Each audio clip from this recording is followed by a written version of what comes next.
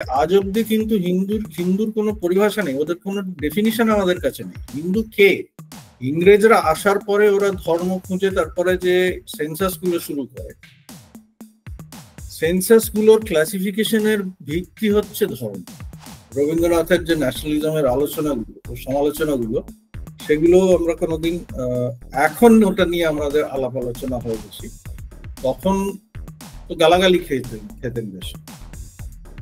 এই যে দুটো জিনিস আগে ছিল, মার্ক্সবাদীরা এটা বলতেন যে পুঁজি শ্রম ছাড়া হয় না, মজুরি ছাড়া হয় না। এই ব্যাপারটা কিন্তু এই জনগণের যদি কথা আমরা ভাবি, তাহলে দে আর অ্যাকচুয়ালি কমপ্লিটলি ইররিলেভেন্ট। এদের কোনো বিশ্ব পুঁজিবাদ, এদেরকে যদি বোমা দিয়ে উড়িয়ে দাও তাহলেও বিশ্ব পুঁজিবাদের এক কিছু নষ্ট হবে। আমাদের যেটাকে কোট আনকোট হিন্দু বলে, সেই গ্রন্থগুলো যদি দেখি আমরা, অর্থশাস্ত্রের মতো কৌটিল্য, তাহলে সেটা কোনো ধর্মগ্রন্থ না। সেখানেও কিন্তু কৌটিল্য প্রথমেই যেটা বলছে হচ্ছে তিনটে চারটে যে স্রোত আছে যেখান থেকে আমাদের আইন তৈরি হবে, তার মধ্যে ত্রয়ী, বেদ হচ্ছে শুধু একটা। আমার নিজের পশ্চিমবঙ্গের অভিজ্ঞতা থেকে মনে হয় যে এখানে যখন রাজনৈতিক হতাশা তৈরি হয়, তখন আসলে যেটা হয় এক ধরনের ফ্র্যাকশনিজম। তিন চারজন বেরিয়ে গিয়ে একটা সরাসরি একটা সংগঠন তৈরি করার কথা ভাবে বা অন্য কিছু করার কথা ভাবে। কিন্তু যেটা ওদের ক্ষেত্রে আমার খুব অন্যরকম মনে হয়েছে, ওরা কিন্তু টানা চর্চা করে যাওয়ার কথা বলেছে। এই যে আপনি বলছেন ডুইং থিওরি, মানে এই যে একটা বলে যাওয়া, টানা একটা জিনিস নিয়ে চর্চা, একটা হয়তো টেক্সট, সেটা হয়তো খুব সেমিনার, সেটাকে 10 জন মিলে পড়া, তা কিন্তু হঠাৎ করে সংগঠন গড়বো, হঠাৎ করে বিপ্লব করে ফেলবো, নতুন একটা কমিউনিস্ট পার্টি তৈরি করব, এই ধরনের কথা ভাবছিলেন তারা। আমার মনে হয় যে আপনি যেটা বলছেন যে ডুইং থিওরির হয়তো একটা প্র্যাকসিসের জায়গায় তারা ছিলেন। থিওরি সব ওয়েস্ট থেকে আসে, সবসময় পশ্চিম থেকেই আসে, আমাদের শুধু সেটাকে অ্যাপ্লাই করতে। একটা থিওরি আসবে, আমরা একটা মার্ক্সবাদী ব্যাখ্যা দেবো, কিংবা পোস্টমডার্ন ব্যাখ্যা দেবো, কিংবা তার আগে একটা লিবারাল ব্যাখ্যা দেবো। থিওরিটা সবসময় ওখান থেকেই আসে। অবশ্যই একটা ন্যাশনালিজম তৈরি হলে তার বিপরীতে আর একটা ন্যাশনালিজম তৈরি হয়, যেটা বাংলাদেশে তৈরি হয়েছে, যে বাঙালি জাতীয়তাবাদের বিপরীতে একটা মুসলিম জাতিবাদ তৈরি হয়েছে। বামপন্থীরা যারা, তারা একটা এই অভ্যুত্থানের ক্রিটিক করতে গিয়ে এটাকে সিআইএ ফান্ডেড কালার রেভলিউশন বলছে। আমেরিকার একটা ইনফ্লুয়েন্স আছে, এখানে ম্যাক্সিমাম বামপন্থীরা তাই বলে যে আমেরিকার একটা বিরাট হাত আছে, মূলত সিপিএম। আমি নামেও বলে দিলাম আপনাকে। এটা আসলে আমার কাছে এগুলো হচ্ছে হাস্যকর।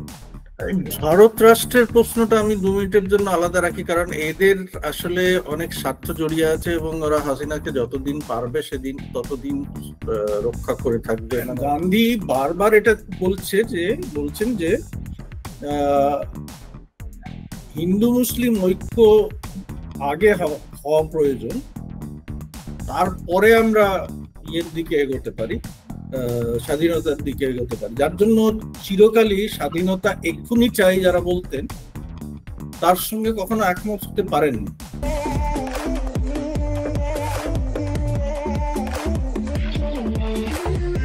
শুভ সন্ধ্যা। আজ আমরা আমাদের সঙ্গে পেয়েছি অধ্যাপক আদিত্য নিগম। উনি ডিকলোনাইজেশন থিওরির ওপর এক্সপার্ট এবং ওনার অনেক কিছু কাজ আছে। সঙ্গে আছে অত্রি ভট্টাচার্য, যাদবপুর ইউনিভার্সিটির ফিল্ম স্টাডিজ ডিপার্টমেন্টের ছাত্র এবং পলিটিক্যাল এবং সোশ্যাল অ্যাক্টিভিস্ট। আমরা একটা বিষয় নিয়ে আলোচনা করব, সেটা হচ্ছে partition, liberation, war and recent people uprising in Bangladesh, a discussion in the context of decolonization. তো স্যার, যেটা নিয়ে আমরা প্রথম শুরু করব সেটা হচ্ছে আপনার একটা গুরুত্বপূর্ণ থিওরি আপনার সঙ্গে এবং প্রথম ব্যানার্জি, সেটা হচ্ছে ডুইং থিওরি। সে ডুইং থিওরিটা নিয়ে যদি আপনি একটু বলেন প্রথমে, তারপরে আমরা যাবো। একটু ডুইং থিওরি যদি নিয়ে আপনি বলেন একটু কিছু। না, ডুইং থিওরির কথাটা এইভাবে ওঠে যে সাধারণত আমাদের এখানে, আমাদের এই ভারতবর্ষে বা সাউথ এশিয়াতে বা অন্যান্য দক্ষিণ গোলার্ধের দেশগুলোতে একটা ধারণা আছে যে থিওরি সব ওয়েস্ট থেকে আসে, সবসময় পশ্চিম থেকেই আসে, আমাদের শুধু সেটাকে অ্যাপ্লাই করতে। একটা থিওরি আসবে, আমরা একটা মার্ক্সবাদী ব্যাখ্যা দেবো, কিংবা পোস্টমডার্ন ব্যাখ্যা দেবো, কিংবা তার আগে একটা লিবারাল ব্যাখ্যা দেবো। থিওরিটা সবসময় ওখান থেকেই আসে। আর আমরা যেটা করি সেটা হচ্ছে ওইটা কিভাবে ওইটাকে কাজে লাগিয়ে কিভাবে আমাদের সমাজের ব্যাখ্যা করা যায়। আমাদের এইখানে আমার বক্তব্য হচ্ছে যে আসলে আমাদের তত্ত্বটাকে যেভাবে এই তত্ত্বটা যে আমরা পশ্চিম থেকে পাচ্ছি, এটা তো আকাশ থেকে পড়েনি, এটা ওদের অভিজ্ঞতা থেকে তৈরি হয়েছে। ওরা তাদের তাদের অভিজ্ঞতা থেকে তারা কতগুলো জিনিস জেনারেলাইজ করেছে, তার থেকে কতগুলো তত্ত্ব দাঁড় করিয়েছে। তার দুটো দিক আছে, একটা দিক হচ্ছে তার ব্যাখ্যার দিক, সমাজে কি কি হয়েছে বা কিভাবে হচ্ছে, কিভাবে হতে পারে, এর একটা ব্যাখ্যার দিক আছে। কিন্তু ওই ব্যাখ্যার সঙ্গে সঙ্গে যেটা সঙ্গে চলে আসে সেটা হচ্ছে একটা আদর্শগত দিক আছে। শুধু তারা ব্যাখ্যা করছে না, তারা আমাদের বলে দিচ্ছে যে আসলে গণতন্ত্রই হচ্ছে তোমাদের পথ, যেভাবে আমরা গণতন্ত্রের দিকে এসেছি এইটাই হচ্ছে আসল পথ। সমাজতন্ত্র সেকুলারিজম হচ্ছে আসল সমাজের, আমাদের যেভাবে হয়েছে সেইভাবেই যাওয়ার পথ।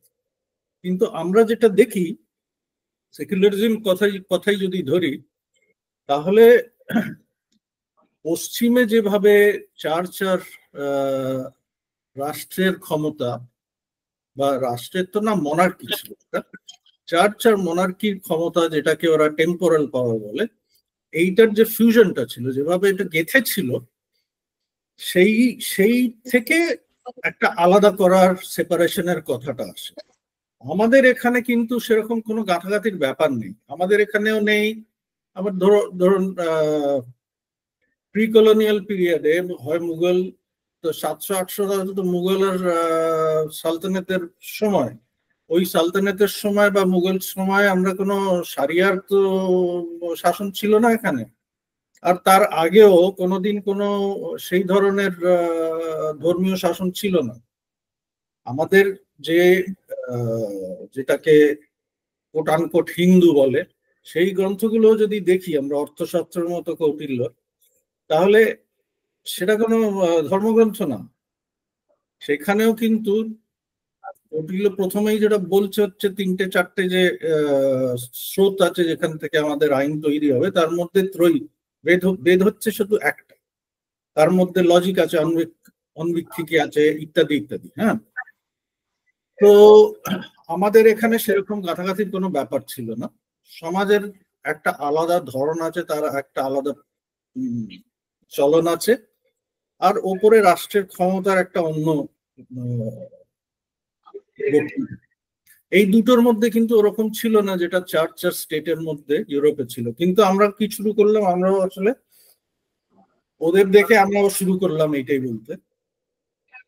এইটা যদি আমরা চীনের ক্ষেত্রে দেখি, কনফিউশনিজম তো কোনো ধর্মই না। কনফিউশনিজম যেটার চীনের প্রভাব, বৌদ্ধের প্রভাব আর চীনের প্রভাব, কনফিউশনিজমের প্রভাব আর দাওইজমের প্রভাব, এই তিনটের মধ্যেই কিন্তু ওই কিছুটা মানে মহাযান বুদ্ধিজম কিছুটা ওই ধরনের একটা আকার নিয়েছিল।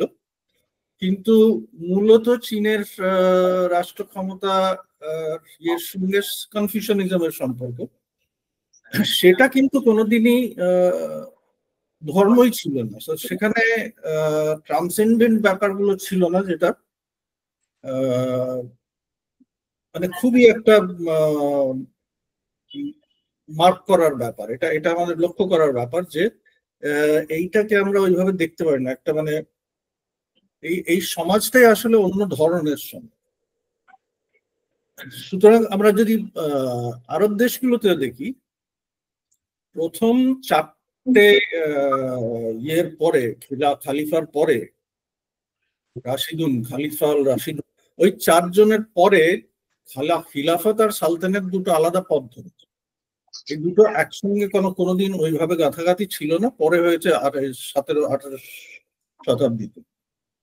তো সেই জন্য আমার কথা হচ্ছে যে ডুইং থিওরি মানে হচ্ছে আমাদের নিজের পরিস্থিতির সঙ্গে আর নিজের ইতিহাসের সঙ্গে, নিজের সময়ের সঙ্গে আমাদের যে একটা পুষ্টি করতে হয় সবসময়, ওইটার মধ্যে দিয়েই তত্ত্ব বেরোবে, ওইটার মধ্যে থেকে আমাদের নিজেদের উপযুক্ত একটা তত্ত্ব বার করা, সেইটা হচ্ছে ডুইং থিওরি কথা বলার আসল উদ্দেশ্য। তো স্যার ডুয়েটটি নিয়ে যেটা বললেন সেটা এখনো অব্দি ধরুন আমাদের মূলত ভারত পাকিস্তান মূলত বাংলাদেশ সেক্ষেত্রে কতটা সফল হয়েছে, মানে এখানে নিজস্ব জ্ঞান চিন্তার ব্যাপারে নিজস্ব এপিস্টোমোলজিক্যাল এবং বিভিন্ন মানে তাত্ত্বিক দিক দিয়ে কতটা ডুইং থিওরি এখনো অব্দি সফল হয়েছে বলে আপনি মনে করেন? না না, সফল তো হয়নি। এখন তো আমরা মানে এটা একটা হিসেবে রাখছি, একটা প্রোগ্রাম হিসেবে রাখছি যে এটা আমাদের করা দরকার, এটা প্রয়োজন। কিন্তু এখনো দেখি আমরা যেটা হচ্ছে সেটা তো ওই পুরনো ধাঁচের হচ্ছে। এখনো আমরা ওদের মুখ তাকিয়ে থাকি, ওরা কবে বলবেন কি হচ্ছে, পুঁজিবাদের কি চলছে। এখন পুঁজিবাদ ওখানে যা চেহারা নিচ্ছে, আমাদের এখানে যে চেহারা নিচ্ছে, দুটো একদম আলাদা ব্যাপার। কিন্তু সেটা নিয়ে কোনো আমাদেরও মাথা ব্যথা নেই। ওরা আর্টিফিশিয়াল ইন্টেলিজেন্স করছে, পোস্ট হিউম্যান করছে, নানান ধরনের তথ্য ওখান থেকে আসছে, আমরা সেগুলো অড়াচ্ছি এখানে। সেগুলো নিয়ে আমাদের এখানেও সেমিনার ওয়ার্কশপ হচ্ছে। কিন্তু আসল ব্যাপারটা যেটা আমরা ভুলে যাচ্ছি সেটা হচ্ছে যে গ্লোবাল সাউথে দক্ষিণ গোলার্ধের যে অধিকাংশ জনগণ, যার মানে ধরুন আপনি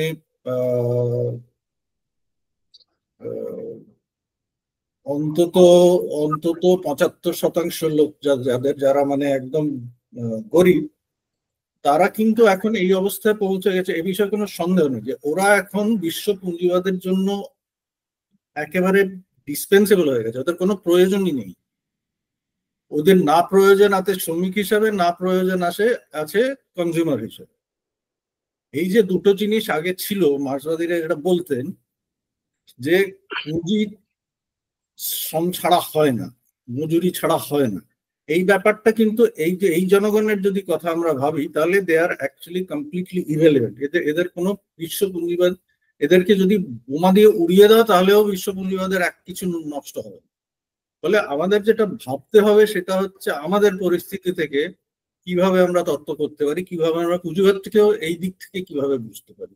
এই জিনিসটা আমরা যদি শুধু ওই পোস্ট হিউম্যান, এখন ওখানে চলেছে আমরাও পোস্ট হিউম্যান করবো, ওরাও নানান ধরনের নতুন নতুন করবে, ওরা তো এখন অন্যদিকে যাচ্ছে। তো এই জিনিসগুলো করতে গেলে আমাদের কিভাবে দেখতে হবে, আমার মনে হয় যে আমাদের একটা মুশকিল আছে কি, যে কারণে এটা হয়নি, বিশেষ করে এই সাউথ এশিয়ার ব্যাপারটা, মানে বিশেষ করে পাকিস্তান, বাংলাদেশ আর ভারতবর্ষের, তার একটা বড় কারণ হচ্ছে যে আমরা যেভাবে কলোনাইজ হয়েছি, চীন হয়নি কোনোদিন ওইভাবে। কাজে চীন চিরকালই ওদের নিজের ভাষায় লেখাপড়া বজায় রেখেছে। আমাদের এখানে যেটা হয়েছে, গোটা সমাজকে যেমন কিন্ডারগার্টেনে ভর্তি করে দেওয়া হয় সেরকম ভাবে অবস্থা হয়েছে। গোটা সমাজ এবিসিডি শিখছে, গোটা সমাজ তারপরে নতুন ভাবে চিন্তা ভাবনা করার। আগে যে চিন্তা ভাবনার পদ্ধতি ছিল, আগে যে আমাদের জানা, পৃথিবীকে জানার বা বিশ্বকে জানার বোঝার যে আমাদের তত্ত্ব করার একটা পদ্ধতি ছিল, সে মানে হিন্দুই হোক, ইসলামিকই হোক, যাই হোক, আর অনেকটা তার মধ্যে আছে, মানে ইন্টারাকশন আছে, ওটা এমনি হয় না। তো সেগুলো কিন্তু আমরা ভুলে যাই, আর ভুলে গেলাম আর কি, সেটা কোনো কাজেরও রইল না। তো আমরা সবাই ইংরেজি শিখতে শুরু করলাম, তারপরে ইংরেজি ফিলোসফারদের পড়তে শুরু করলাম, তারপরে ওদের তত্ত্ব শিখতে শুরু করলাম। তা আমরা তো একেবারে বাচ্চা, আমাদের এখন ওদের মুখ চাওয়া ছাড়া আমাদের কোনো উপায় নেই। যতদিন আমরা ওখান থেকে না বেরোতে পারি ততদিন আমরা ওদের মুখ চেয়েই থাকবো। আর এইদিকে যদি দেখি আমরা, তাহলে এই যে পুরো মুঘল পিরিয়ডের মধ্যে ধরুন দারা শিকো 52টা উপনিষদ অনুবাদ করছে, ওই উপনিষদের অনুবাদ এখান থেকে তারপরে বার্নিয়ার নিয়ে যাচ্ছে ফ্রান্সে, ওখানে গিয়ে ওটা ফ্রেঞ্চে অনুবাদ হচ্ছে, ফ্রেঞ্চ থেকে লাটিনে অনুবাদ হচ্ছে, সেই থেকে ইউরোপ জানতে পারছে ভারতবর্ষের উপনিষদ আর বেদ আর এইসব নিয়ে। এই যে এইগুলো আমাদের এখান থেকে ডাইরেক্টলি হয় না। কিন্তু আসল ব্যাপারটা কি, দারাশিকো যখন করছে তখন ওই যে মাজমাউল বাইরেন লিখছে, তাতেও কিন্তু বেদান্তের আর ইসলামের মধ্যে কতগুলো কমন সূত্র খুঁজবার চেষ্টা করছে। তো নানান ধরনের প্রচেষ্টা এখানে হয়েছে যেটা একদম ওখান থেকে আলাদা, আর আমরা ওইগুলো একেবারে ভুলে গেছি। আমার কথা হচ্ছে যে তত্ত্ব করা মানে হচ্ছে নিজের ইতিহাসটাকে আর নিজের সময়টাকে পুনরায় নতুন করে আমাদের টার্মসে বোঝা, আমাদের আজকের পরিস্থিতি থেকে আমাদের কি প্রয়োজন সেখান থেকে নিজেদের অভিজ্ঞতার উপরে ভিত্তি করে এটা ব্যাখ্যা করা। আরেকটা একটা জিনিস যেটা আমি এটা শুনতে শুনতে মনে হচ্ছিল, সেটা হচ্ছে যে বাংলাদেশে এই যে গণ অভ্যুত্থান ঘটলো বা ছাত্র জনতার অভ্যুত্থান ঘটলো, সেখানে যে ছাত্ররা মূল ভূমিকা রাখছে, মানে আমরা অন্তত এখন আমরা যাদের সামনে দেখতে পাচ্ছি, সামগ্রিকভাবে এটা জনতারই আন্দোলন ছিল এবং সমস্ত স্তরের ছাত্রছাত্রীরাই নেমেছিল, এমনকি বেসরকারি বিশ্ববিদ্যালয়ের ছাত্রছাত্রীরাও নেমেছিল। কিন্তু এখন আমরা সামনে দেখতে পাচ্ছি, আমি যতদূর জানি তারা গণতান্ত্রিক ছাত্র শক্তি নামের একটি ফরমেশন ছিল এবং তার বাইরেরও প্রচুর ছেলেমেয়েরা ছিলেন। এদের এক ধরনের চর্চার পরিসর ছিল। ক্যাম্পাসে যখন এরা দেখতেন যে প্রথাগত যে রাজনৈতিক দলগুলি রয়েছে, সেটা বিএনপি হতে পারে, জামাত হতে পারে, যারা ওই আওয়ামী আমলে আসলে কোণঠাসা, তারা তাদের দিক যেতে পাচ্ছিলেন। তাদের মধ্যে আমি ব্যক্তিগতভাবে কয়েকজনের সঙ্গে কথা বলে দেখেছি যে তারা সিপিবিও করতেন, মানে কমিউনিস্ট পার্টি বাংলাদেশের সঙ্গেও ছিলেন, কিন্তু তারা সেখানে সন্তুষ্ট থাকতে পারছিলেন। তো এটার ফলশ্রুতিতে আসলে আমার নিজের পশ্চিমবঙ্গের অভিজ্ঞতা থেকে মনে হয় যে এখানে যখন রাজনৈতিক হতাশা তৈরি হয়, তখন আসলে যেটা হয় এক ধরনের ফ্র্যাকশনিজম হয়। ৩-৪ জন বেরিয়ে গিয়ে একটা সরাসরি একটা সংগঠন তৈরি করার কথা ভাবে বা অন্য কিছু করার কথা ভাবে। কিন্তু যেটা ওদের ক্ষেত্রে আমার খুব অন্যরকম মনে হয়েছে, ওরা কিন্তু টানা চর্চা করে যাওয়ার কথা বলেছে। এই যে আপনি বলছেন ডুইং থিওরি, মানে এই যে একটা বলে যাওয়া, টানা একটা জিনিস নিয়ে চর্চা, একটা হয়তো টেক্সট, সেটা হয়তো খুব সেমিনারি, সেটাকে 10 জন মিলে পড়া। আজকে এখানে আমরা যে মাহফুজ আলমকে দেখতে পাচ্ছি ইউনুসের প্রধান উপদেষ্টা সহকারী হিসাবে, সে কিন্তু মানে ওখানে বটতলায় বসতো ছাত্রছাত্রীদের সঙ্গে এবং তারা একটা গ্রুপ হিসাবে বসতো এবং তাদের একটা অপ্রাতিষ্ঠানিক এই আলোচনার পরিসরটা ছিল। তারা কিন্তু হঠাৎ করে সংগঠন গড়বো, হঠাৎ করে বিপ্লব করে ফেলবো, নতুন একটা কমিউনিস্ট পার্টি তৈরি করব, এই ধরনের কথা ভাবছিলেন না তারা। আমার মনে হয় যে আপনি যেটা বলছেন যে ডুইং থিওরির হয়তো একটা প্র্যাকসিসের জায়গায় তারা ছিলেন। আপনার এটা নিয়ে কি মত, যে এই যে পাঠচক্রগুলো, এই যে বসা, এই যে ফরাদ মাজাররা ওখানে যে ভাব বৈঠকই করেন এবং প্যালেস্তাইন নিয়ে খুব লাগাতার তারা ওখানে করে গেছেন, সারোয়ার তুষার তার অংশ ছিলেন, আপনি সারোয়ার তুষারের ইন্টারভিউ করেছেন, তো আপনার এইটা কি মনে হয় যে এই গণ অভ্যুত্থানের ক্ষেত্রে এই যে তাত্ত্বিকতাকে আগে গুরুত্ব দেওয়া হলো এবং তারপরে একটা নির্মাণ হলো এবং সেটা একটা স্বতঃস্ফূর্ত অভ্যুত্থানের দিকে গেল, এই গোটা প্রসেসটা, এইটা কি আসলে আমাদের সংগঠন নির্মাণ সম্পর্কে নতুন কিছু বোঝাচ্ছে, বা গাঠনিক শক্তি, কনস্টিটিউয়েন্ট পাওয়ার, এগুলো সম্পর্কে কি নতুন কিছু বোঝাচ্ছে? মানে ডুইং থিওরি কি নতুন কোনো সম্ভাবনার জন্ম দিতে পারবে? মানে বাংলাদেশ গণ অভ্যুত্থানকে ডুইং থিওরির ক্ষেত্রে নতুন সম্ভাবনার কোনো জন্ম? এই আমি অতির সঙ্গে এটা অ্যাডিশন করলাম স্যার। হ্যাঁ হ্যাঁ, নিশ্চয়ই। মানে আমার মনে হয় ওটা ছাড়া আমাদের গতি নেই, উপায় নেই।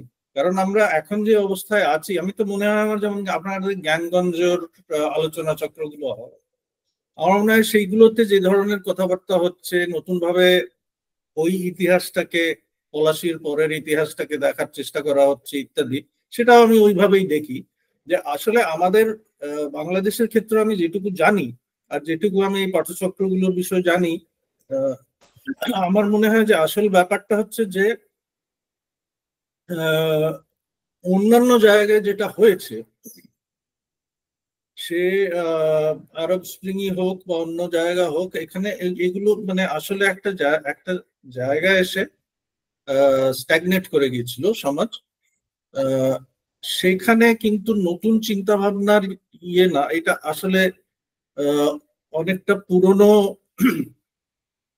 গণতান্ত্রিক চিন্তা ভাবনা থেকে একটা আন্দোলনের দিকে যাওয়ার ইয়ে ছিল। আমাদের এখানে তো আরো মুশকিল হয়ে গেছে। আর যেটা বলছো ঠিকই কথা, কারণ আমাদের এখানে বিশেষ করে বাম মহলে মনে হয় যেন পলিটিক্সটাই আসল, পলিটিক্সটাকেই সামনে আমাদের, মানে ওইটা এই মুহূর্তের প্রশ্নটা অনেক সময় এত বেশি বড় হয়ে যায় যে তার যে প্রস্তুতি দরকার, তার যে আমাদের মানসিকভাবে, আদর্শগতভাবে যে প্রস্তুতি দরকার, তার কোনো জায়গা থাকে না। আর এইটা আমি ভারতের ইতিহাস থেকে যদি বলি, মানে তিনটে আলাদা আলাদা ধারার আমি যদি উদাহরণ দিই, এক হচ্ছে আম্বেদকরের, সারা মানে পুরো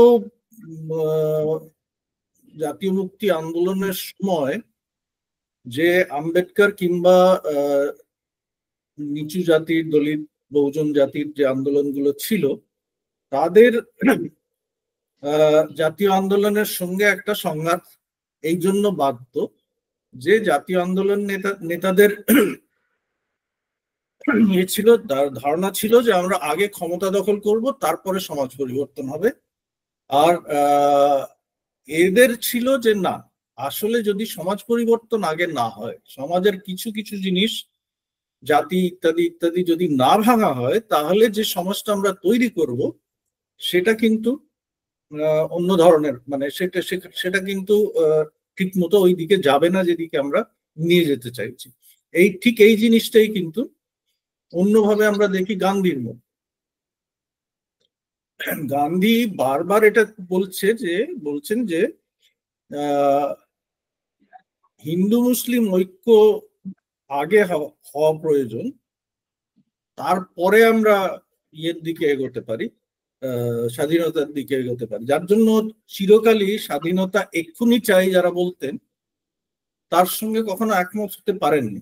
কারণ জানতে এটা মানে অনেক জায়গায় বলেছেন গান্ধী যে এই মুহূর্তে আমরা যদি সোজা গিয়ে ক্ষমতা দখলের দিকে যাই, মানে এই কথাগুলো উনি বলেন, এই ধারণগুলো আমার, কিন্তু কথাগুলো খুব পরিষ্কার যে আসলে আমাদের আগে যে ঐক্যটা দরকার, হিন্দু মুসলিম ঐক্য বা এই সমস্ত জিনিসগুলো, আমাদের নিজেদের যে পরস্পরের মধ্যে একটা বোঝাপড়া দরকার, সেটা না হয়ে আমরা যদি সোজা রাজনীতির দিকে যাই, তাহলে কিন্তু আমরা এগোতে পারবো না। এই দুটো কিন্তু আসছে দেশের অভিজ্ঞতা থেকে, এই দুটোই কিন্তু বাইরে থেকে আসে। তৃতীয় হচ্ছে মানবেন্দ্রনাথ রায়। মানবেন্দ্রনাথ রায় এখানে তো আগে যুগান্তর অনুশীলন করতেন, একটু হিন্দুয়ানির একটা ইয়ে ছিল, তারপর তো গিয়ে কমিউনিস্ট হয়ে যাওয়ার পরে এসব ছেড়ে দিলেন। কিন্তু কমিউনিস্ট হয়ে যাওয়ার পরে একদমই মোটামুটি পুরোপুরি ওয়েস্টার্ন ফিলোসফির ইয়েতে এসে গেলেন। কিন্তু ওরও জীবনের শেষ পর্যায়ে অভিজ্ঞতাটা কি, মানে উনি কি বলতে চাইলেন সেসব, যে আসলে ক্ষমতা দখলের আগে ভারতবর্ষে আমাদের আগে সাংস্কৃতিক এবং বুদ্ধিভিত্তিক বা ইন্টেলেকচুয়াল, কালচারাল আর ইন্টেলেকচুয়াল ফিলোসফিক্যাল রেভলিউশন, যে এইটার না হলে আমরা কিন্তু ক্ষমতা দখলের এই লড়াইটা কোনো অর্থ থাকবে না। এটা আমাদের অভিজ্ঞতা থেকেও দেখা যাচ্ছে, মানে অতীতের অভিজ্ঞতা থেকেও দেখা যাচ্ছে, হচ্ছে যে কথা তুমি বলছো, যে মানে আসলে ওই প্রস্তুতিটা, আর যখনই আন্দোলন একটা তুঙ্গে চলে যায়, যেটা বারবার জাতীয় আন্দোলনের সময় হচ্ছিল, যার জন্য এরা সবাই মার্জিনালাইজ হয়ে যায়, তাতে হয় কি, তাতে শেষ পর্যন্ত যেটা ডমিনেন্ট চিন্তা ভাবনা তখন বাইরে থেকে, দেশ থেকে এসছে, ওদেরই ন্যাশনালিজম, ওদেরই সমস্ত ধারণাগুলো আমরা নিয়ে নিই। রবীন্দ্রনাথের যে ন্যাশনালিজমের আলোচনাগুলো, সমালোচনাগুলো, সেগুলো আমরা কোনোদিন, এখন ওটা নিয়ে আমাদের আলাপ আলোচনা হয় বেশি, তখন তো গালাগালি খেতেন বেশি। তো এই জিনিসটা আমার মনে হয় যে বাংলাদেশের ক্ষেত্রে আমি যেটা দেখি, আপনি যেটা বলছেন, সেটা হচ্ছে যে এই প্রস্তুতিটা আমার মনে হয় খুব দরকারি ছিল। কতটা ওটা মানে ব্যাপকভাবে ছড়িয়েছে জনগণের মধ্যে আমি জানি না, কিন্তু যারা নেতৃত্বে আছেন, যারা আন্দোলনে সক্রিয় আছেন, তাদের মধ্যে এই আলোচনাগুলোর নিশ্চয়ই একটা বড় ভূমিকা আছে বলে আমার মনে হয়। আমার আসলে যেটা একটা জিনিস অ্যাড করার, সেটা হচ্ছে যে ধরুন এই সময়টা, এই যে যখন গণ অভ্যুত্থান পরবর্তী যে সরকার আসছে, এবং সেখানে বিভিন্ন যে পাবলিক ডিসকোর্স গুলো হচ্ছে বাংলাদেশে, সেখানে বেশ কিছু নাম নতুন করে উঠে আসছে। আপনি যেভাবে স্বাধীনতা আন্দোলন বা ব্রিটিশ বিরোধী আন্দোলনের বিভিন্ন ধারার ভাগ থেকে এই বিপ্লব পূর্ববর্তী প্রস্তুতির কথা বলছেন, সেরকমই আমরা দেখতে পাচ্ছি যে ওখানে বেশ কিছু কালচারাল আইকন যারা সাংস্কৃতিক এবং রাজনৈতিক অর্থে খুবই বড় চিহ্নবাহক ছিলেন, যেমন ধরুন মৌলানা ভাসানী, যেমন ধরুন যোগেন মন্ডল, যেমন ধরুন আবুল হাশিম, যারা আসলে একটা অন্যরকম বাংলার কল্পনা করতেন, যে বাংলা দলিত মানুষের এবং মুসলমান মানুষের ঐক্যের কথা বলে। আপনি নিজে যেহেতু দীর্ঘদিন ধরে উত্তর ভারতে রয়েছেন, সে কারণে আপনি জানেন যে সেখানে কিভাবে দলিত মানুষের সঙ্গে মুসলমান মানুষের বিরোধ আরএসএস বাঁধিয়েছে এবং এটাকে একটা তাত্ত্বিক জায়গায় নিয়ে গেছে। কিন্তু আমরা কিন্তু এখানে দেখেছি যোগেন মন্ডলের মতো ঘটনা ঘটেছে, মানে যোগেন মন্ডলের যে রাজনৈতিক পদক্ষেপগুলো সেটা আসলে এক ধরনের ঘটনাই তো। এবং আবুল হাশিমের যে পদক্ষেপ, তিনি সেটা সফল হয়নি এবং এটা কন্ট্রোভার্সিয়াল এই কথাগুলো এখন বলা, কিন্তু আমি ভারতের সার্বভৌমত্ব সম্পর্কে কোনো অক্ষুণ্ণ রেখেই আমি এই কথা বলছি যে এই মুহূর্তে দাঁড়িয়ে, আজকে দাঁড়িয়ে যখন ওই পিছনে দাঁড়িয়ে আবুল হাশিমদের দেওয়া অখণ্ড বাংলার যে প্রস্তাব, তার কথা যদি ভাবা যায়, এবং এই কথাগুলো কিন্তু বারবার ফিরে ফিরে আসছে আজকের বাংলাদেশে, আমার নিজের মনে হচ্ছে যে এই যে বাঙালি জাতীয়তাবাদ এবং বাঙালি মুসলমানের বর্গীকরণ যেটা ঘটানো হচ্ছিল আওয়ামী আমলে, সেটার একটা বোধহয় বাইনারি ভেঙে যাচ্ছে। সেই কারণেই পুনর্বার ভাসানী, যোগেন মন্ডল এদের কথা হচ্ছে। আপনি এই ব্যাপারটা নিয়ে কিভাবে দেখছেন? আসলে ওইভাবে আমি খুব একটা ভাববার সুযোগ হয়নি, কারণ এদের কিন্তু আমার মনে হয় যে ব্যাপারটা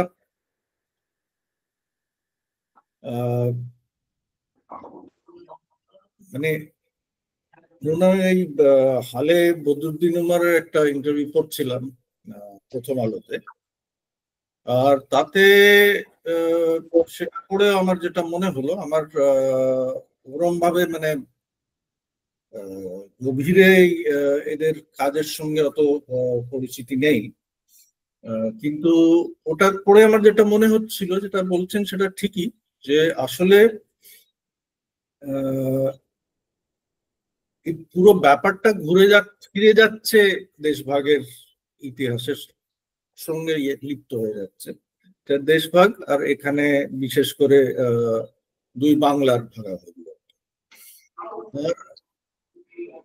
অখণ্ড বাংলার প্রশ্ন আমার তো মনে হয় আজকের দিনে ওইটা একদিকে, আমি এটা কয়েকদিন ধরেই ভাবছি, আর আজকে ওনার ইন্টারভিউটা পড়ার পরে আরো আমার মনে হচ্ছিল যে বাংলার ক্ষেত্রে তো বটেই, এটা কিন্তু আমাদের পুরো সাউথ এশিয়ান একটা ইয়ে নিয়ে চিন্তা ভাবনা করার প্রয়োজন আছে। বাংলা পাকিস্তান, মানে বাংলাদেশ পাকিস্তান ভারতের, কারণ এই যারা আমাদের বিরোধী, সে হিন্দুত্ববাদী হোক আর ইসলামিক মৌলবাদী হোক বা যাই হোক, যারা বিভিন্ন ভাবে চেষ্টা করছে জামাতে ইসলামী, মানে জামাত এখন এখানে জামাত একটু অন্য ধরনের আপাতত, তো এইটা এদের কিন্তু পরিকল্পনা, এদের মানে চিন্তা ভাবনার ইয়েটা কিন্তু নেশন স্টেটের মধ্যে আবদ্ধ নয়। হ্যাঁ, ওরা কিন্তু একটা বড় ইয়ে নিয়ে ভাবে, ক্যানভাস নিয়ে। আমাদের মুশকিল হয়ে গেছে, আমরা যারা মানে বাম গণতান্ত্রিক ইত্যাদি ইত্যাদি নিজেদের বলি, যে আমাদের চিন্তা ভাবনা শুধুই নিজেদের নেশন স্টেটের মধ্যে থেকে গেছে, বিশেষ করে ভারতবর্ষে বলছি, কারণ আমরা একেবারে ইনসুলার হয়ে যাই, আমরা জানি না বাংলাদেশে কি হচ্ছে, পাকিস্তানে কি হচ্ছে। আর ওখানে এদের যে হস্তক্ষেপ, এই যে দেখলাম এখন গত কয়েক মাস ধরে তো পুরোপুরি আরএসএস এর হস্তক্ষেপ দেখাই যাচ্ছে। ওদের অ্যাংরি হনুমানও ওখানে দেখা যাচ্ছে, ওদের নানান ধরনের স্লোগানও ওখানে দেখা যাচ্ছে। তো এই যে জিনিসটা যেভাবে হয়েছে, এটার পাল্টা তৈরি করতে গেলে আমাদের একটা সাউথ এশিয়ান ইমাজিনেশনটাকে আবার তুলে ধরা দরকার। অখণ্ড বাংলা তো নিশ্চয়ই, অখণ্ড বাংলা তার একটা অংশ হবে, মানে অখণ্ড ওই অর্থে হতে পারে না, আমি জানি না, মানে ওই পূর্ণ অর্থে অখণ্ডের দিকে তো আমরা ফেরত যেতে পারবো না, কিন্তু কোনো একটা নতুন পরিকল্পনা, কোন নতুন ইমাজিনেশন এরকম তো দরকার, যেটাতে আমরা বাঙালি আইডেন্টিটি, বাংলা জাতীয়তাবাদ, বাঙালি জাতীয়তাবাদ থেকে জাতীয়তাবাদ বলতে আমার একটু অসুবিধা হয়, কারণ ওই ন্যাশনালিজম কথাটা এখানে নয়। এখানে যেটা অনেক সময় বেঙ্গলিনেস বলা যায়, হ্যাঁ, যেটা উর্দুর, ধরো উর্দুর ইয়ে থেকে একটা ভালো ইয়ে করো, যেমন পাঞ্জাবে বলে পাঞ্জাবিয়াত বা কাশ্মীরে বলে কাশ্মীরিয়াত। ওই কাশ্মীরিয়াত কিন্তু ন্যাশনালিজম না, ইট ইজ কাশ্মীরিনেস। হ্যাঁ, এই যে এইটার ওপরে একটু ইয়ে করা, ওটা বাঙালি জাতীয়তা বললে একেবারেই ওটা ন্যাশনালিজমের দিকে চলে যায়, এবং ন্যাশনালিজম বললেই সমস্ত বিপদগুলো কিন্তু একসঙ্গে মাথা চাড়া দিবে। কারণ ন্যাশনালিজমটা হচ্ছেই একটা হোমোজেনাইজিং আইডিয়া, এবং তার মধ্যে তার সঙ্গে নেশন স্টেটও জড়িয়ে আছে, তার সঙ্গে নানান অন্য জিনিস জড়িয়ে আছে। আমার মনে হয় ওইটা আমাদের একটু মানে গুরুত্ব দিয়ে দেখা দরকার আছে। হ্যাঁ, না স্যার, এখানে আমার একটা প্রশ্ন আছে, সেটা হচ্ছে আপনি ন্যাশনালিজমের কথা বলছেন, তার কারণ হচ্ছে অবশ্যই একটা ন্যাশনালিজম তৈরি হলে তার বিপরীতে আর একটা ন্যাশনালিজম তৈরি হয়, যেটা বাংলাদেশে তৈরি হয়েছে, যে বাঙালি জাতীয়তাবাদের বিপরীতে একটা মুসলিম জাতিবাদ তৈরি হয়েছে। তো সেই জায়গায় দাঁড়িয়ে ফরহাদ মাজানের মতো আরো বেশ কিছুজন বলছেন যে পলিটিক্যাল কমিউনিটি, আর একটা ভূখণ্ড থাকবে, সেই ভূখণ্ডের মধ্যে সবাই থাকবে, সেটাকে তিনি বলছেন পলিটিক্যাল কমিউনিটি। এই পলিটিক্যাল কমিউনিটির মধ্যে কি আপনি কোনো জাতীয়তাবাদের গন্ধ কিংবা আপনি স্মেল পাবেন? না, পলিটিক্যাল কমিউনিটি অন্য ব্যাপার। পলিটিক্যাল কমিউনিটিটা কোনই হতে পারে, ন্যাশনালিজম নেশনও পলিটিক্যাল কমিউনিটি হতে পারে, কিন্তু পলিটিক্যাল কমিউনিটি মাত্র বলতেই যে নেশন বোঝাবে তা না, সেটাকে অন্যভাবে ভাবা যেতে পারে। তো সেটা আমার একদমই মানে মনে হয় যে ওই কথাটা আপাতত, কারণ আমাদের কোনো সেরকম পাল্টা ধারণা নেই, পলিটিক্যাল কমিউনিটি কথাটা বলা ঠিকই, বলা যেতেই পারে। কিন্তু আমার মনে হয় ওটার যে সাংস্কৃতিক দিকগুলো, কালচারাল দিকগুলো যদি ধরতে হয়, তাহলে ওই বাঙালিত্ব গোছের একটা জিনিস আমাদের ইয়ে করতে হবে, যেটা হিন্দু মুসলিম নির্বিশেষে সবাই যার একটা, তারা তো একটা ওইটার একটা অংশ। এবং ভাষা আন্দোলন থেকে শুরু করে ৭১-এর ইয়ের মধ্যে ওইটাই একটা অ্যানিমেটিং স্পিরিট ছিল। হ্যাঁ, ওটার ভিত্তিতেই ভাষা আন্দোলন হয়, ওটার ভিত্তিতেই শেষ পর্যন্ত ৭১-এর মুক্তিযুদ্ধ। আমার মনে হয় যে ওইটাকে একটু মানে ওই তার কালচারাল দিকগুলো একটু ধরে ভাবা দরকার আছে। আর এই জায়গা থেকে স্যার একটা জিনিস বলা যেতে পারে, সেটা হচ্ছে আপনি যেটা বললেন যে আমাদের আর সেইভাবে আগের মতো তার অখণ্ড বাংলা সেই জায়গায় যাওয়াটা কঠিন, যাওয়াটা ঠিকও নয়। তো আমরা যদি ধরুন কালচারালি একটা বড় বাংলার কনসেপ্ট, যে দুটোই আলাদা থাকলো কিন্তু কালচারালি, তার কারণ আমরা দুই বাংলার একটা কালচারের একটা লেয়ার আছে, সেই কালচারালি যে আমরা বড় বাংলা হয় ভাবি, এবং সেটা যদি আমরা যে পারস্পরিক আদান প্রদান, ধরুন রাষ্ট্র টু রাষ্ট্র একটা তিক্ততা বিটারনেস তৈরি হয়েছে, কিন্তু পারস্পরিক মানুষের যে যাতায়াত সেটা বন্ধ হয়ে গেছে। সেই বন্ধ হওয়ার ক্ষেত্রে সেটা সেই আমাদের যে কালচারাল যে এক্সচেঞ্জটা এবং সেই কালচারাল যে বড় বাংলার কনসেপ্টটাকে আপনি এটাকে কিভাবে দেখবেন, এবং এই বন্ধ হয়ে যাওয়ার ক্ষেত্রে প্রতিবন্ধকতাটাও কতটুকু আপনি যদি একটু বলেন এই ব্যাপারটা। না, আমার মনে হয় যে আসলে এইখানে ব্যাপারটা পুরোই ডিকলোনাইজেশনের ব্যাপারটা পুরোপুরি ভালো করে বোঝা দরকার আছে। কারণ আমাদের এই যে ভাগাভাগিটা হয়েছে, এই ভাগাভাগির পেছনে যে ইতিহাসটা, সেটাও উপনিবেশবাদ ছাড়া বা ওই ইতিহাস ব্যতি রেখে আমরা বুঝতে পারবো। কারণ এই উমর সাহেবের আমি ইয়েতে দেখছিলাম, ইন্টারভিউতে উনি বললেন যে আসলে এটা দেশভাগটা জিন্না করায়নি, ওটা শুরু হয়েছে হিন্দু মেলাগুলো থেকে। এটা ঠিক কথা, কিন্তু আসল ব্যাপারটা হচ্ছে যে তার চেয়ে বড় কথা হচ্ছে যে এই হিন্দু কথাটা বা এই হিন্দু মুসলিম কথাটা এই সমস্ত কথাগুলো তো আসে আমাদের চেতনায়, আমাদের কথাবার্তায়, আমাদের ভোকাবুলারিতে ইংরেজরা আসার। তার আগে তো হিন্দু একটা ধর্ম হিসেবে ছিল না, হিন্দু হিন্দুস্তানে যারা থাকে, সিন্ধু নদীর এইদিকে যারা থাকে তারা হিন্দু, এই কথাটা এইভাবে ব্যবহার হতো। আর তারপরে হিন্দুস্তান, হিন্দু, এই সমস্ত ব্যাপার একটা মোটামুটি একটা জিওগ্রাফিক্যাল দাঁড়িয়েছিল। ইংরেজরা আসার পরে ওরা ধর্ম খুঁজে তারপরে যে সেন্সাস গুলো শুরু করে, সেন্সাস গুলোর ক্লাসিফিকেশনের ভিত্তি হচ্ছে ধর্ম। সেইখান থেকে দেশের জনতাকে, এখানকার লোকেদেরকে বিভিন্ন ধর্মীয় খাঁচায় ভাগাভাগি করার একটা চেষ্টা হয়। এবং তখন থেকে আজ অব্দি কিন্তু হিন্দুর কোনো পরিভাষা নেই, ওদের কোনো ডেফিনিশন আমাদের কাছে নেই। হিন্দু কে, এই কথাটা আজ অব্দি আমাদের, তখনও বলতে পারলো না ওরা। তখন ওরা এটা করতো ইংরেজরা। তারা প্রথম যখন পাইলট প্রজেক্ট গুলো করলো সেন্সাসের, গিয়ে লোকেদেরকে জিজ্ঞেস করলো তোমার সম্প্রদায় কি বা তোমার ধর্ম কি, 2500-3000টা উত্তর পেলো। এই 2500-3000 নিয়ে তো কোনো ট্যাবুলেশন করা যায় না। শেষ পর্যন্ত ওরা যেটা করলো সেটা হচ্ছে যে আচ্ছা মুসলমান আছে, ওটা বোঝা যায়, ওদের কোরআন আছে, ওদের কতগুলো ইয়ে আছে, আইডেন্টিফিকেশন আছে, খ্রিস্টান আছে, শিখ আছে, আর বাদ বাকি যারা একটু বৌদ্ধদের ছেড়ে দিচ্ছে ছাড়া, এদের ছাড়া বাদ বাকি সবাইকে ওরা হিন্দু বলে একটা ক্যাটাগরি তৈরি করবে। সেই থেকে আজ অব্দি কিন্তু আমাদের কনস্টিটিউশনেও, ভারতের কনস্টিটিউশনেও, এবং পরে যে সমস্ত সুপ্রিম কোর্ট ইত্যাদির যে আমাদের বক্তব্যগুলো, তাতেও কিন্তু হিন্দুর কোনো পরিভাষা নেই, আজ অব্দি নেই। আজও হচ্ছে যারা মুসলমান, খ্রিস্টান, শিখ ইত্যাদি নয় তারা হিন্দু। ফলে এই ডিভিশনটা তো তৈরি হয়েছে সেন্সাসের মাধ্যমে। আর তার চেয়েও বড় কথা হচ্ছে যে যুক্ত বাংলার যে প্রথম সেন্সাসটা হয়, তার যে 1881-তে প্রথম যখন ছাপা হয়, ছেপে বেরোয়, তখন প্রথমবার এই রাফি আহমেদের একটা বই আছে বেঙ্গল মুসলিমস, খুব ইন্টারেস্টিং বই।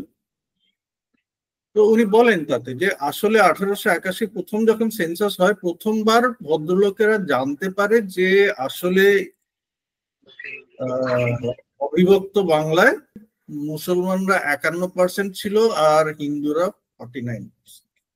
হ্যাঁ, এইখান থেকে ওদের টনক নড়ে। এখান থেকে কর্নেল ইউএন মুখার্জি সেই ধারাবাহিক লেখা যেটা পরে হিন্দুজ আর ডাইং রেস হিসাবে বেরোয়, সেইখান থেকে হিন্দুত্ববাদী রাজনীতির সূচনা।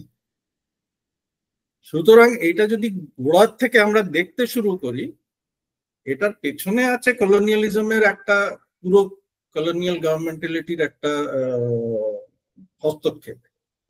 সেইখান থেকে একটা বিশেষ ধরনের ডিভিশন তৈরি হয়েছে। ফলে আমরা যখন আজকে এটা নিয়ে নতুন করে ভাববার চেষ্টা করব, আমরা যখন এই ইউনাইটেড বেঙ্গল নিয়েই ভাবি, মানে একটা বেঙ্গলি আইডেন্টিটি নিয়ে ভাবি, কিংবা একটা সাউথ এশিয়া নিয়ে ভাবি, আমাদের এটা মাথায় রাখতে হবে যে আসলে এটা ডিকলোনাইজিং এর প্রশ্ন। এটা ওই কলোনিয়াল সমস্ত হস্তক্ষেপ গুলোকে যদি আমরা ইয়ে না করতে পারি, চ্যালেঞ্জ না করতে পারি, আর সেটার থেকে বেরিয়ে না আসতে পারি, তাহলে আমাদের এই দিকে এগোনো সম্ভব। আমার আসলে একটা জিনিস মনে হচ্ছিল এটা শুনতে শুনতে, যে আমরা আসলে যে অখণ্ড বাংলা ধরনের যে কথা বলছি, এটা আসলে ভৌগোলিক একটা পরিভাষা, এবং ভৌগোলিক পরিভাষাতে গেলেই আসলে ওই জাতি রাষ্ট্রের ব্যাপারটা খুব চাগিয়ে যায়। তো এক্ষেত্রে আমার মনে হয়েছে যে আপনি এখন যে পত্রিকার জন্যই দিচ্ছেন, ইন্টারভিউ দিচ্ছেন, প্রতিপক্ষেরই একটা ধারণা রয়েছে বড় বাংলার ধারণা। এটা কিন্তু ভৌগোলিক অর্থে বলা হচ্ছে না, এটা আসলে বলা হচ্ছে আপনি যেটাকে ভাবগত জায়গা, যে ভাবগত জায়গা থেকে এই মেলবন্ধনটা তৈরি হোক, এবং মানে অরিজিনাল আইডিয়া বা একটা দার্শনিক স্তরেও যাক এই বড় বাংলার ভাব। তো এই যে একটা জায়গা তৈরি হচ্ছে, সেখান থেকে তার উল্টো দিকে আমরা যদি দেখি যে ভারতীয় জাতীয়তাবাদ এই সময় দাঁড়িয়ে যে রূপ নিয়েছে বা প্রথম থেকেই ভারতীয় জাতীয়তাবাদ যেভাবে গড়ে উঠেছে, সেই জায়গা থেকে আমার প্রশ্ন আপনার কাছে যে আমরা বাংলাদেশ প্রশ্নে দেখতে পাচ্ছি যে ভারতের মূলধারার সমস্ত রাজনৈতিক দল কম বেশি এক ধরনের একটা স্ট্যান্ড নিচ্ছে। সেটা দীর্ঘদিন ধরে চলা এক ধরনের আধিপত্যকামী ঔপনিবেশিক মনোভাবের পরিচয়। মানে আমরা যতই বলি আমরা উপনিবেশ পরবর্তী ভারতে রয়েছি, আসলে আমরা ঔপনিবেশিক মানসিকতা অন্য একটি, যেহেতু ক্ষুদ্র রাষ্ট্র ভৌগোলিক ভাবে, সেহেতু তার উপরে আমরা এই ধরনের মানসিকতা রাখছি এবং আমরা দেখতে পাচ্ছি এক্সট্রিম রাজনৈতিক দলগুলি সবাই এই ধরনের কথাবার্তা বলছে। তো আমার যেটা আপনার কাছে একটা প্রশ্ন, যে এই ভারতীয় জাতীয়তাবাদ তার গঠন, পুনর্গঠন এবং আজকে যে প্রয়োগ চলছে, সেই হিসেবে এটা কি একটা হিন্দুত্ববাদী প্রজেক্ট হিসাবে তৈরি হয়েছিল? একদিক থেকে দেখতে গেলে আমার তাই মনে হয়, কারণ আসলে কংগ্রেসের যে নেতৃত্ব ছিল এখানে, তাতে অধিকাংশ নেতারা তো হিন্দু মহাসভার নেতারা ছিল, মানে কয়েকজন ছাড়া, গান্ধী আর নেহরু ছাড়া বাকিরা তো সবাই হিন্দু মহাসভার নেতা ছিল। আর তারা মোটামুটি তাদের পুরো, এবং কংগ্রেসের মধ্যেও মানে আমাদের সংবিধান সভার যদি আলোচনাগুলো দেখি, তাতে পরিষ্কার হয়ে যায় কে কোথায় দাঁড়িয়ে আছে। তাতেও মানে খুব পরিষ্কার আছে, তাদের লেখাগুলো যদি দেখি তাতেও পরিষ্কার আছে যে ওটা মোটামুটি ওরা একটা মানে ভারতীয় জাতিটাকে এইভাবে ডিফাইন করার চেষ্টা করছিল, যার কেন্দ্রে হিন্দু আর হিন্দু ধর্ম বলে যা ওরা বোঝে সেটা থাকবে। হিন্দু ধর্ম বলে যেহেতু কিছু নেই, ওদের মতে বা ওদের ধারণার হিন্দু ধর্ম হচ্ছে উত্তর ভারতের ব্রাহ্মণ্য সংস্কৃতির, উত্তর ভারতের ব্রাহ্মণ্য সংস্কৃতিরও যে ধরুন দক্ষিণ ভারতের চেহারা আছে, তার সঙ্গে কিন্তু এদের মেলে না, তার সঙ্গে ভাষার প্রশ্নে মেলে না, অন্যান্য ব্যাপারে মেলে না। কাজেই এইটা একটা north Indian upper caste, north Indian brahminical ইয়েতে রঙে ওই হিন্দুটাকে পরিভাষিত করা, রং রাঙিয়ে দেওয়ার চেষ্টা হয়েছিল। এবং সেটা আমার মনে হয় যে পুরোপুরি জাতীয় আন্দোলনের শেষ অবধি দেখা যায়। নেহরু একেবারে শেষ পর্যন্ত সেই জন্য আইসোলেটেড, গান্ধী আইসোলেটেড। যে ক্ষমতা হস্তান্তরের প্রশ্ন আসছে কাছে, এরা সাইডে চলে যাচ্ছেন, আর আমরা দেখছি এগিয়ে আসছে যারা। আর তার মধ্যে কিন্তু ওই পুরো পিরিয়ডটায় আম্বেদকরের সেই অবস্থা, কারণ ওরা ঠিক ন্যাশনালিজমের সঙ্গে খাপ খাওয়াতে পারলো না। ওদেরও ধারণা এটা ছিল যে ব্রিটিশ যাওয়ার আগে যদি আমাদের হিসাব নিকেশ না হয় এই জাতীয়তাবাদের সঙ্গে, তাহলে ব্রাহ্মণ্য সংস্কৃতি আবার আমাদের উপরে চাপিয়ে দেওয়া। তো এই অর্থে আমার মনে হয় যে এটা একেবারেই ঠিক কথা, সঠিক কথা। স্যার, এখানে একটা জিনিস এসে যাচ্ছে, সেটা হচ্ছে 43-র মন্বন্তর। সেই 43-র মন্বন্তরে আপনি কি মনে নেই, এটা কি শুধু কি কলোনাইজ প্রভু যারা ছিল তাদেরই কারণ, নাকি এর মধ্যে কোনো পলিটিক্যাল, ধরুন উত্তরপ্রদেশ এবং আরো যারা ছিল তাদের একটা বিরাট, এবং যারা বাংলার মানে আপার কাস্ট যারা ব্রাহ্মণ, তাদেরও একটা বিরাট প্রযোগ ছিল 1943 যে মন্বন্তরটা? এইটা আমি অত ইয়ে করে বলতে পারবো না, কারণ মানে ব্রিটিশের ভূমিকা আছে এটা তো আমি জানি, মানে এটা তো কিন্তু এটা যেহেতু আমার ওরকম ভাবে ইয়ে করা না, অত মানে গভীরে গিয়ে দেখা নেই, সেই জন্য আমি বলতে পারবো না যে নিশ্চয়ই। কিন্তু এই সমস্ত ব্যাপারে যা সাধারণত আমরা দেখি সেই হিসেবে হতেই পারে, মানে আমি জানতে চাইবো এই ব্যাপারে। বেঙ্গল ডিভিশনে বাংলাটা যে ভাগ হলো, তার কি কারণ শুধুই কি মানে ধর্মগত, নাকি এর মধ্যে একটা ইকোনমিক একটা স্বার্থ ছিল? উত্তর ভারতের ইকোনমিক স্বার্থ ছিল? কার ইকোনমিক স্বার্থ ছিল?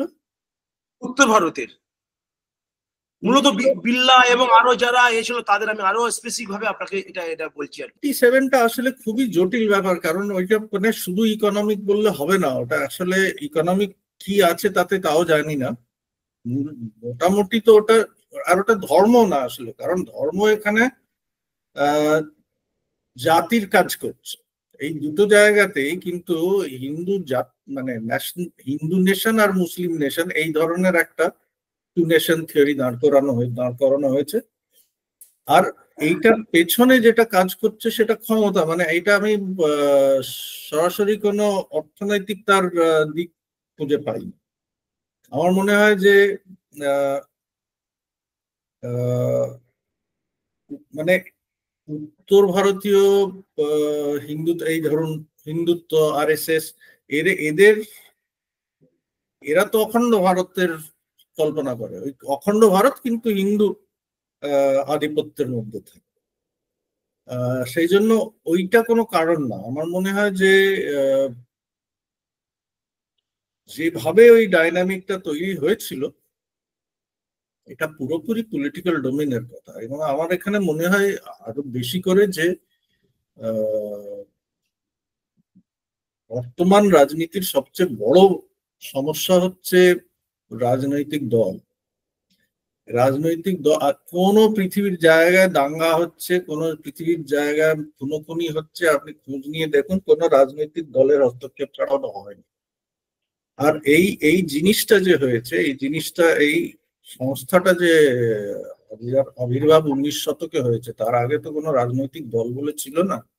তো তারপরে পুরো পট পরিবর্তন হয়ে যাবে। আধুনিক রাজনীতি আমরা যেভাবে আজকে দেখি, মনে হয় আমাদের খুবই স্বাভাবিক যে পার্টি আর পার্টিগত ইয়ে ছাড়া আর কিছু নেই। এটা কিন্তু 19 শতকের শেষ দশকগুলোতেই এসছে সামনে। আর পুরোপুরি আমি এটাকে পলিটিক্যাল ডোমেনের একটা সমস্যা মনে করি। আমার মনে হয় না এটা কোনো অর্থনৈতিক দিক আছে। স্যার, একটা প্রশ্ন হচ্ছে, 1971 যে বাংলাদেশ লিবারেশন মুভমেন্ট, অর্থাৎ বাংলাদেশ তৈরি হলো, এবং এরপর যে 1975 যে আমাদের জুলাই গণঅভ্যুত্থান, ন্যারেটিভ একটা তৈরি হচ্ছে। এক পক্ষ বলছে যে যারা 24 করেছে, গণঅভ্যুত্থান করেছে, তারা 71 কে মানে না, মুক্তিযুদ্ধকে মানে না। আর অপর পক্ষ বলছে যে ওরা এটা মানে না। তো আপনি 71 কি 24 কে যদি আপনি মেলায়, আপনি কিভাবে দেখবেন? এই দুটোরই প্রাসঙ্গিকতাকে আপনি যদি আমি আপনাকে মেলাতে বলি, আপনি কিভাবে মেলান? আমার তো মনে হয় একেবারেই, মানে আমি যতটা জানি, যতটা আমি পড়েছি বুঝেছি, আমার তো মনে হয় যে 71-এর পরে যেভাবে পুরো 71-এর স্পিরিটটাকে একটা পার্টি কুক্ষিগত করে নিয়েছিল, এবং যেভাবে সেটার ব্যাখ্যা দাঁড় করানো হয়েছে, তার থেকে আমার মনে হয় যে 24 একদিক থেকে একটা তার লিবারেশন, সেটা অনেক অর্থে 71-এর রিয়েলাইজেশনের দিকে যায়, এটা আমার মনে হয়। কারণ এই মুক্তিযুদ্ধের স্পিরিটটা তো শুধু আওয়ামী লীগের ছিল না। আর সেখানে যে দিকে মুক্তিযুদ্ধের মধ্যে লোকেদের শরিক হওয়া, তার জন্য মানে ওইটা কিভাবে কি ধরনের আশা আকাঙ্ক্ষা নিয়ে লোকেদের তাতে শরিক হওয়া, এই জিনিসটা মোটামুটি সব